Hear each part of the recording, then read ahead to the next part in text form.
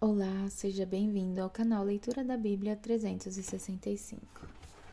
Hoje vamos continuar no dia 31 de maio e é o dia 151.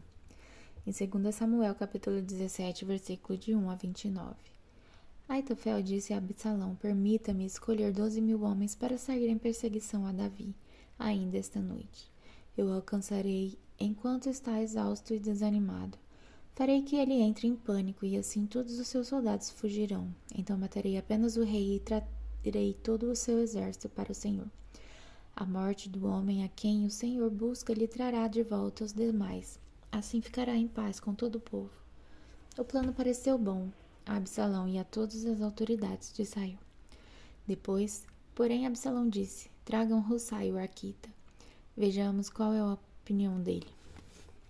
Quando Husai chegou, Absalão lhe contou o que Aitofel tinha dito, então perguntou: qual é a sua opinião? Devemos seguir os conselhos de Aitofel? Se não, o que você sugere? Husai respondeu a Absalão: desta vez o conselho de Aitofel está equivocado. O Senhor conhece seu pai e os homens dele. São guerreiros valentes. No momento, estão tão furiosos quanto uma ursa, da qual roubaram os filhotes. E lembre-se de que seu pai é um soldado experiente. Ele não passará a noite com o povo. É provável que já esteja escondido em alguma cova ou caverna. Quando ele sair e atacar, e alguns dos nossos soldados forem mortos, a notícia de que os homens de Absalão foram massacrados se espalhará.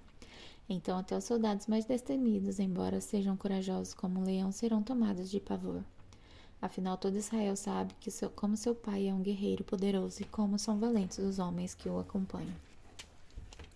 Recomendo que o Senhor reúna todo o exército de Israel e convoque soldados de Dan, desde Dan ao norte até Berseba ao sul, tão numerosos quanto a areia da praia.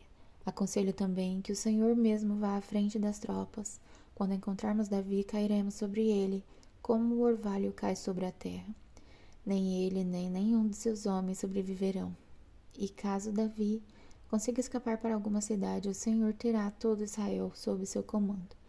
Levaremos cordas e arrastaremos os muros da cidade para o vale mais próximo, até que não reste uma pedrinha sequer.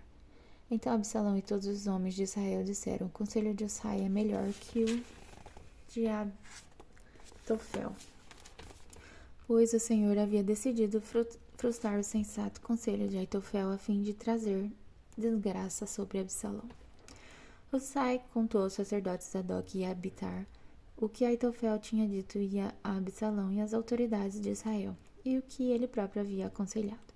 Rápido, disse ele aos sacerdotes, encontrem Davi e insistam para que ele não passe esta noite nos pontos de travessia do Jordão, mas que atravesse o rio e vá para o deserto.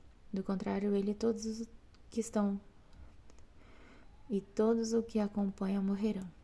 Jonatas e Aimais haviam ficado em Enrogel, para não serem vistos entrando e saindo da cidade. Tinham pedido que uma serva lhes trouxesse a mensagem que deviam transmitir ao rei Davi. Contudo, o rapaz os viu em Enrogel e avisou Absalão. Por isso fugiram depressa para Baurim, onde um homem os escondeu dentro de um poço em seu quintal. A esposa desse homem estendeu um grande pedaço de pano sobre o poço e em cima espalhou grãos de cereal para secar ao sol, para que ninguém suspeitasse que estivessem ali. Os homens de Absalão chegaram e perguntaram à mulher: você viu Aimás e Jonatas? A mulher respondeu: estiveram aqui, mas atravessaram o riacho. Os homens de Absalão os procuraram sem sucesso e voltaram para Jerusalém.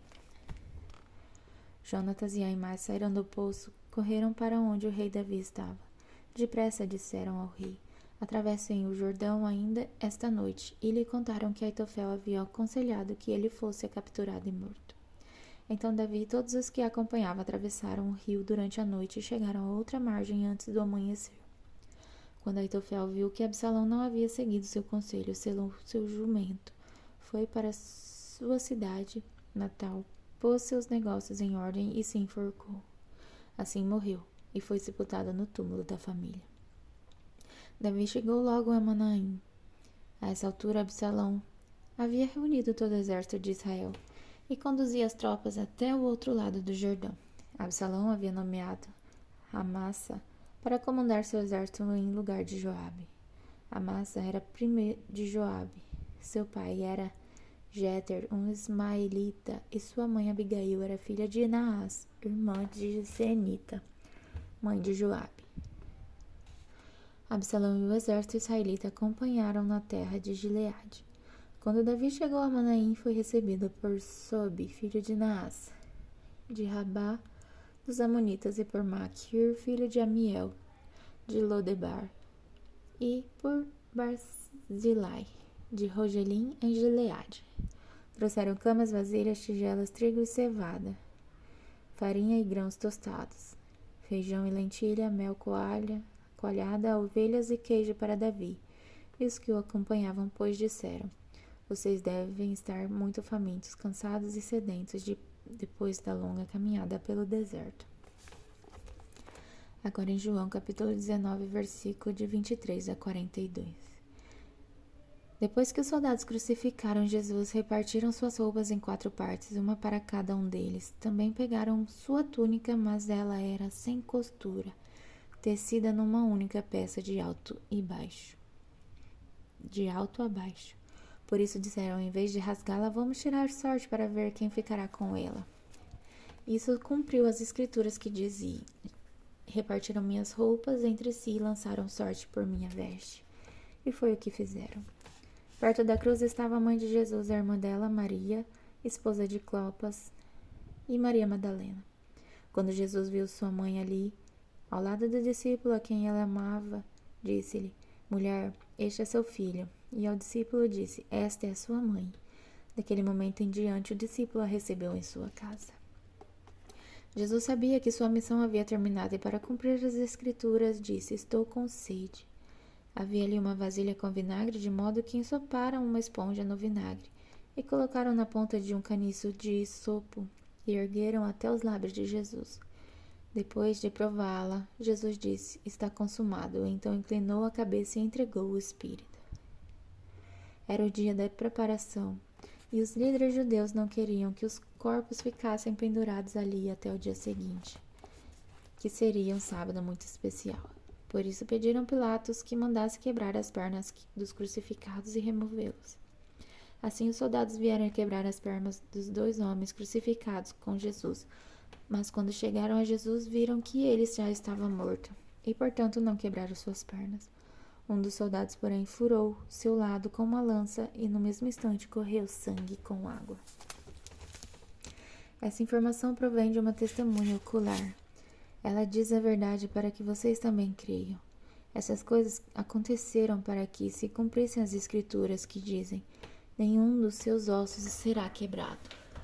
E olharão para aquele a quem transpassaram. Depois disso, José de Arimateia, que tinha sido discípulo secreto de Jesus porque temia os líderes judeus, pediu autorização a Pilatos para tirar da cruz o corpo de Jesus. Quando Pilatos lhe deu permissão, José veio e levou o corpo. Estava com ele Nicodemos, o homem que tinha ido conversar com Jesus à noite. Nicodemos trouxe cerca de 35 litros de óleo perfumado feito com mirra e aloés. Seguindo os costumes judaicos de sepultamento, envolveram o corpo de Jesus em lençóis compridos de linho junto com essas especiarias. O local da crucificação ficava próximo a um jardim, onde havia um túmulo novo que nunca tinha sido usado. Como era o dia da preparação para a Páscoa judaica, e uma vez que o túmulo ficava perto, colocaram Jesus ali. Agora em Salmos, capítulo 119, versículo de 129 a 152. P. Teus preceitos são maravilhosos, por isso eu lhes obedeço. O ensinamento de tua palavra esclarece e até os ingênuos entende. Abro a boca e suspiro, pois anseio por teus mandamentos. Vem e mostra-me tua misericórdia, como fazes por todos os que amam o teu nome. Firma meus passos conforme a tua palavra, para que o pecado não me domine. Livra-me da opressão das pessoas, então poderei obedecer às tuas ordens.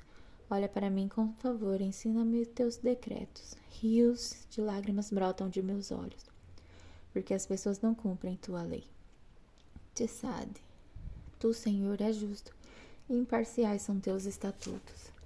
Teus preceitos são perfeitos, de todos confiáveis. Sou tomado de indignação pois meus inimigos desprezam tuas palavras. Tua promessa foi plenamente comprovada, por isso este teu servo tanto a ama. Sou insignificante e desprezado, mas não me esqueço de tuas ordens, tua justiça é eterna e tua lei é verdadeira. Quando aflição e angústia pesam sobre mim, encontro prazer em teus mandamentos. Teus preceitos são sempre justos. Ajuda-me a entendê-los para que eu viva. Cof. Oro de todo o coração e responde-me, Senhor. Obedecerei a teus decretos. Clamo a ti e livra-me, para que eu obedeça a teus preceitos. Levanto-me cedo antes que o sol nascer. Clamo e ponho minha esperança em tuas promessas. Desperto de madrugada para refletir em tuas palavras. Por teu amor, ó Senhor, ouve meu clamor. Restaura minha vida conforme teus estatutos. Pessoas más aproximam-se para me atacar. Elas estão distante de tua lei, mas tu, Senhor, está perto, e todos os teus mandamentos são verdadeiros.